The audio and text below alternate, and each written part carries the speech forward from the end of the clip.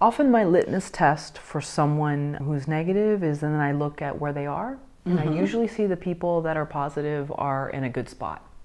And so that for me, because I experienced a lot of people who would brag, and you're right, it's always in a way that's done. And then you finally become aware after many years of seeing, oh, but I see why. Because the ones that are affirming, they're usually not in a bad situation. Right. And so that's how, I don't know if that's worked for you, but that's how I've been able to see who's usually, I know Julia Cameron calls it a poisonous playmate. Oh, yeah. And I love that term. Oh, yes, that's a very good one. And in the Beware the Soul Leaders chapter of the book, I talk about that. You have these people in your lives, and they're your girlfriends or your guy friends or whatever, and you'll always notice that when you go and you meet for drinks or whatever, you're going to, so how are you doing? You know, she says to you or he says to you, and you say 2 sentences, and before you know it, you've spent 15 minutes talking about her or him. They don't really engage in to find out what's happening with you for real. They open with that, but then it all comes back to them. Yeah. And, you know, identify those people in your lives. And if you think that they're a valuable person and you would like to keep them, talk to them about this lopsided relationship as far as your communication goes. And if they want to make an effort to change, wonderful. And if not, minimize your experience with them, because you don't want to hang out with anybody who leaves you feeling worse than when you got there to meet them, you know? Right, yeah, and I think it's a real skill to know who those people are. And sometimes if you're saying to yourself, well, you know what, I still enjoy their company, I'm going to know that that's how the relationship is, and I'm going to keep anything that's good, sometimes to myself, because I don't want it to be sour. Absolutely, absolutely. Yeah. They can taint it, you know, with their, don't get that on me, I don't want that stuff, keep that to yourself. So I'm keeping my good to me right now, because you're my martini friend for today. That's what I'm doing today. I'm not sharing my precious things with you because they're not valued, they're not treated with regard.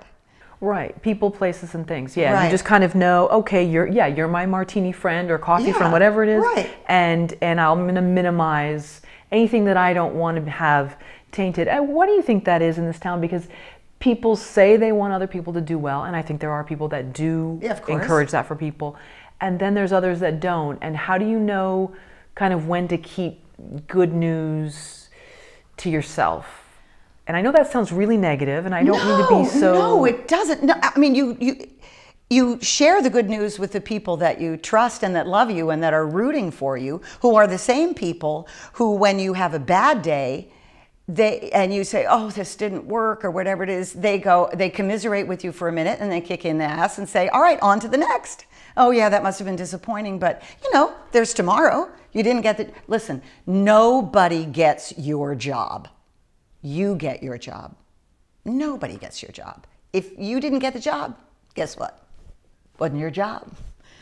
You know, don't go around saying you lost an audition. You cannot lose anything you never had. The only time you can lose something is if you got hired for the job and got fired. You know?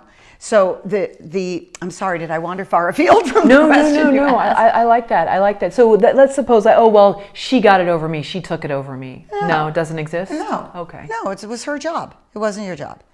And if you screwed up in the room and you didn't do your work, your preparatory work before your audition or your story pitch or whatever it was, and you think you could have done better, then just do your due diligence more thoroughly the next time you have a chance. But it isn't, if you went in and for any of these interviews, and this goes for any business, you know, this really goes for any business. If you did your best in that room, then you went to work. Whether you booked the job or not, you went to work. I just worked today. I walked in, I did the audition that I wanted to do, I pleased myself, I gave it the values I wanted it to have. I can't do any more than that. And you get, again, this applies to everything. You, in this business and many others, you have no control over why you do or do not get something. All through my career, at all ages in my career, I have been too tall, too short, too fat, too thin, too pretty, not pretty enough, too old, or too young. You know, I mean, they just come up with anything. If it's not you, if you're not the one that they hire, well, she wasn't quite this, or she wasn't quite that, or she's, you know, or he, or whatever. So it just let it go, because you only have control over what you do in that room. That's all you have control over. And then you have to go and have fun right after that audition. That's another thing that I advise people to do, is have somewhere fun to go or someone fun to meet after every audition, because that's your reward. You should reward yourself. You went to work. You went to work.